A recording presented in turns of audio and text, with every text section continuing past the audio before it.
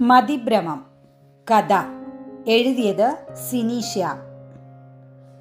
വണ്ടി വളരെ ദൂരെയിട്ടിട്ട് വഴിവാണിഭക്കാരും കുതിരവണ്ടികളും അതിലെ യാത്രക്കാരെയും ഒക്കെ കണ്ടുള്ള നടപ്പ് വളരെ രസകരമായിരുന്നു. രാജ്യത്തിന്റെ തലസ്ഥാനത്ത് താമസിക്കുന്ന ഭർതൃ സഹോദരിയും കുടുംബവുമായി താജ്മഹൽ കാണാൻ വന്നതാണ് ഞങ്ങൾ. ഒരുപാട് സുരക്ഷാ പരിശോധനകൾക്ക് ശേഷം ഞങ്ങളെയും കടത്തിവിട്ടു വിശ്വപ്രസിദ്ധമായ പ്രണയത്തിന്റെ സ്മാരകം കാണാൻ. മുൻവശത്തുള്ള പൂന്തോട്ടത്തിന് ഇരുവശവുമുള്ള നടപ്പാതയിലൂടെ നടന്ന് വെണ്ണക്കൽ കൊട്ടാരത്തിലെത്തി. അവിടവിടെയായി വെളുപ്പിൽ ചെറിയ കറുപ്പ് കുത്തുകൾ വീണിട്ടുണ്ട്. കാലപ്പഴക്കമാകാം കാരണം. മുനിഞ്ഞു കത്തുന്ന വെളിച്ചത്തിന്റെ ശാന്തതയിൽ 2 ശവകുടീരങ്ങളും കണ്ടു. പിന്നീട് പിൻവശത്തേക്ക് വന്നപ്പോൾ യമുന നദി ഒഴുകുന്നതും അകലെയായി ചുവപ്പ് കോട്ടയും ദൃശ്യമായി. അവരെല്ലാവരും അവിടം ആകെ ചുറ്റി നടന്ന് കാണാനായി പോയപ്പോൾ ഞാൻ അവിടെ ഇരുന്നോളാം എന്ന് പറഞ്ഞ് നദിയുടെ സുഖശീതള മരുതനേറ്റ് നദി കാണത്തക്ക വിധത്തിൽ ഞാൻ ആ മഹലിന്റെ തറയിലിരുന്നു. എന്റെ സമീപത്തായി ഒരു സ്ത്രീയും പുരുഷനും വന്നിരുന്നു. ഞാൻ നോക്കിയപ്പോൾ അവരെന്നെ നോക്കി ചിരിച്ചു. അതീവ സുന്ദരിയായിരുന്നു ആ മുസ്ലിം വനിത. അവരെന്നോട് ചോദിച്ചു, എന്നെ മനസ്സിലായില്ലേ?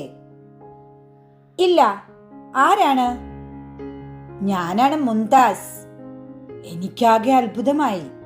കൂടെയുള്ള ഇദ്ദേഹമാണോ ഷാജഹാൻ ചക്രവർത്തി എന്ന് മനസ്സിൽ കരുതിയപ്പോൾ തന്നെ അവർ പറഞ്ഞു, അല്ല, ഇതെന്റെ പ്രണയിതാവാണ്. അത്ഭുതമാവുന്നുണ്ടോ? ഉണ്ടെന്ന ധ്വനി എൻ്റെ മുഖഭാവം വ്യക്തമാക്കി. അവർ പറഞ്ഞു തുടങ്ങി, ഞാനൊരു സാധാരണ പെൺകുട്ടിയായിരുന്നു. ഒരു പെൺകുട്ടിയുടെ മനസ്സിലേക്ക് ആദ്യമായി പ്രണയം കടന്നു വന്ന സമയത്ത് ഞാൻ പ്രണയിച്ച പുരുഷനാണ് ഇദ്ദേഹം, എൻ്റെ അയൽവാസി. അദ്ദേഹവും എന്നെ പ്രാണനെ പോലെ സ്നേഹിച്ചിരുന്നു. ആ സമയത്താണ് ലഹള ഉണ്ടായതും ഷാജഹാൻ ചക്രവർത്തി എന്നെ കാണുന്നതും എൻ്റെ സൗന്ദര്യത്തിൽ ആകൃഷ്ടനായി എന്നെ നിക്കാഹ് ചെയ്യുന്നതും. 19-ാം വയസ്സിലായിരുന്നു എൻ്റെ നിക്കാഹ്. ആ ലഹളയിൽ എൻ്റെ പ്രണയിതാവ് വധിക്കപ്പെട്ടു. അന്തഃപുരത്തിലെ മറ്റു സ്ത്രീകളെക്കാൾ പരിഗണന എനിക്കായിരുന്നു. എന്നാൽ അത് മറ്റു പലർക്കും ഇഷ്ടമല്ലായിരുന്നു. അത് അവരുടെ പെരുമാറ്റത്തിൽ വ്യക്തമായിരുന്നു. അവരെ തെറ്റു പറഞ്ഞിട്ട് കാര്യമില്ലല്ലോ. അവരുടെ സ്ഥാനം അപഹരിച്ചവളല്ലേ ഞാൻ ഒരിക്കലും രാജപത്നിയാകാൻ മോഹിച്ചിട്ടില്ല. എൻ്റെ പ്രണയിതാവിൻ്റെ ബീവിയായി ഒരു സാധാരണ കുടുംബിനിയാകാനാണ് മോഹിച്ചത്. ചക്രവർത്തിക്ക് ഞാൻ ഒരു ഭോഗവസ്തു മാത്രമായിരുന്നു. അത് അദ്ദേഹം എൻ്റെ സഹോദരിയെ നിക്കാഹ് ചെയ്തതിലൂടെ മനസ്സിലായല്ലോ. അദ്ദേഹത്തിൻ്റെ പ്രൗഢിയിലും അധികാരത്തിലും ഭയന്നാണ് ഞാൻ അദ്ദേഹത്തോടൊപ്പം ജീവിച്ചിരുന്നത്. മനസാക്ഷിയുള്ള സമ്പത്തിൽ മതിമയങ്ങാത്ത ഒരു സ്ത്രീക്കും തൻ്റെ ആദ്യ പ്രണയത്തിലെ പുരുഷനെ മറക്കാനാവില്ല. യഥാർത്ഥ പ്രണയം എന്നത് ആദ്യം മുതൽ നമ്മുടെ അവസാനം വരെ ഒരാളോട് മാത്രമേ തോന്നൂ. ഞാൻ എന്നും എൻ്റെ പ്രണയിതാവിനെ പ്രണയിച്ചുകൊണ്ടിരുന്നു. എൻ്റെ 14-ാമത്തെ പ്രസവത്തിൽ രക്തം വാർന്നാണ് ഞാൻ മരണപ്പെട്ടത്. അതിനുശേഷം ഞാൻ എത്തിച്ചേർന്നത് എൻ്റെ വരവും പ്രതീക്ഷിച്ചിരുന്ന എൻ്റെ പ്രണയിതാവിൻ്റെ അടുത്താണ്. ഇപ്പോൾ ഞങ്ങൾ ഒരിക്കലും നശിക്കാത്ത പ്രണയവുമായി ഒരുമിച്ച് ജീവിക്കുന്നു. അവർ ചിരിച്ചു. അപ്പോൾ ഷാജഹാൻ ചക്രവർത്തിയോ? അദ്ദേഹം മറ്റൊരു ലോകത്താണ്.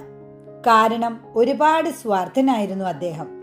എൻ്റെ ഓർമ്മയ്ക്കായി പണിത ഈ ചാരുതയാർന്ന ശവകുടീരം പോലെ ഇനി മറ്റാരും പണിയിക്കരുത് എന്ന് കരുതി അതുണ്ടാക്കിയവരുടെ ഒക്കെ കൈകൾ ഛേദിച്ചു കളഞ്ഞു. അപ്പോൾ എനിക്ക് കാണായി കയ്യിലില്ലാത്ത നിരവധി മനുഷ്യർ മുംതാസിന് പിറകിലായി നിൽക്കുന്നു.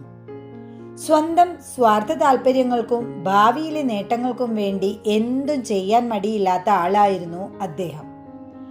ആരുടെയും പുറമേയുള്ള സ്നേഹപ്രകടനങ്ങളും അവർക്കായി ഒരുക്കിയ സുഖസൗകര്യങ്ങളും കണ്ട് എല്ലാം അമിത സ്നേഹമാണെന്ന് വിശ്വസിപ്പിക്കാം. അതിനുള്ളിലെ പിടയുന്ന മനസ്സ് മാത്രം ആരും കാണില്ല. പറഞ്ഞാലും മറ്റാരും വിശ്വസിക്കില്ല. അതാണ് സ്വാർത്ഥ താല്പര്യങ്ങളിലും അഭിനയത്തിലും പ്രാഗൽഭ്യമുള്ളവരുടെ ബുദ്ധി. ആഹാ, യമുന നദി കാണാനെന്നും പറഞ്ഞ് ഇവിടെ ഇരുന്നിട്ട് ഉറങ്ങുകയാണോ? ഭർത്താവിൻ്റെ ശബ്ദം കേട്ടാണ് ഞാൻ ഞെട്ടിയുണർന്നത്. പോകാം എന്ന് അദ്ദേഹം പറഞ്ഞപ്പോൾ എൻ്റെ അടുത്തിരുന്നവരെ അദ്ദേഹത്തിന് കാട്ടിക്കൊടുക്കാമെന്ന് കരുതി നോക്കി. ആരെയും കണ്ടില്ല. ഭർത്താവിനോടൊപ്പം ചേർന്ന് നടക്കുമ്പോഴും അവരവിടെ എവിടെയെങ്കിലും ഉണ്ടോ എന്ന് നിരീക്ഷണ പാടവത്തോടെ ഞാൻ ചുറ്റുപാടും പരതുന്നുണ്ടായിരുന്നു. വീണ്ടും ഞങ്ങൾ നടപ്പാതയിൽ എത്തിയ ശേഷം ഒന്ന് തിരിഞ്ഞു നോക്കിയപ്പോൾ ഞാൻ കണ്ടു കൈകളില്ലാത്ത കുറേ മനുഷ്യർ എന്നെ നോക്കി തലയാട്ടിക്കൊണ്ട് എനിക്ക് യാത്രാനുമതി നൽകുന്നത്. വണ്ടിയിൽ കയറി തിരികെ പോരുമ്പോഴും എൻ്റെ ചിന്തയിൽ ഞാൻ കണ്ട സ്ത്രീയും പുരുഷനും കൈകളില്ലാത്ത മനുഷ്യരുമായിരുന്നു. എനിക്ക് മാത്രം അവരെ കാണാൻ സാധിച്ചതെങ്ങനെ? ഒരുപക്ഷെ യാത്രാക്ഷീണം കൊണ്ട് ഉറങ്ങിപ്പോയ എൻ്റെ മാത്രം മനസ്സിൻ്റെ മതിഭ്രമം ആയിരുന്നിരിക്കാം അതെന്ന് ചിന്തിച്ച് ഞാൻ ആശ്വസിച്ചു. ഞാനും ഇതുപോലൊരു നഷ്ടപ്രണയത്തിൻ്റെ പ്രതീകമല്ലേ? ചിലർക്ക് തൻ്റെ പ്രാണനേക്കാൾ അതീതമായി അകമഴിഞ്ഞ് സ്നേഹിക്കാൻ മാത്രമേ കഴിയൂ. അവരെ സ്വന്തമാക്കാൻ കഴിയില്ല. ഞാൻ കണ്ടത് തഥ്യയോ മിഥ്യയോ ഒന്നും അറിയില്ല എനിക്ക്. എന്നിരുന്നാലും ഇപ്പോൾ എന്നിലും ഒരു പ്രതീക്ഷയുണ്ട്. എൻ്റെ പ്രണയിതാവിനെ എൻ്റെ മരണശേഷവും സ്വന്തമാക്കാൻ പറ്റുമെന്ന്. പ്രണയം സത്യമാണെങ്കിൽ മാത്രം. അതെ, എൻ്റെ പ്രണയം സത്യമാണ്. ഇനി എൻ്റെ പ്രാർത്ഥനകളിൽ ഒന്നുകൂടി ഉണ്ടാവും. അദ്ദേഹം വരുന്നതിനു മുമ്പേ ഞാൻ അദ്ദേഹത്തെ സ്വീകരിക്കാൻ മുംതാസിൻ്റെ പ്രണയിതാവിനെ പോലെ അവിടെ ഉണ്ടാകണമേ എന്ന്. നഷ്ടപ്രണയമേ, നീ അറിയുന്നില്ലെങ്കിലും അറിയുന്നു, ഞാൻ നഷ്ടപ്പെട്ടത് നിന്നിലൂടെ എന്നെ തന്നെ.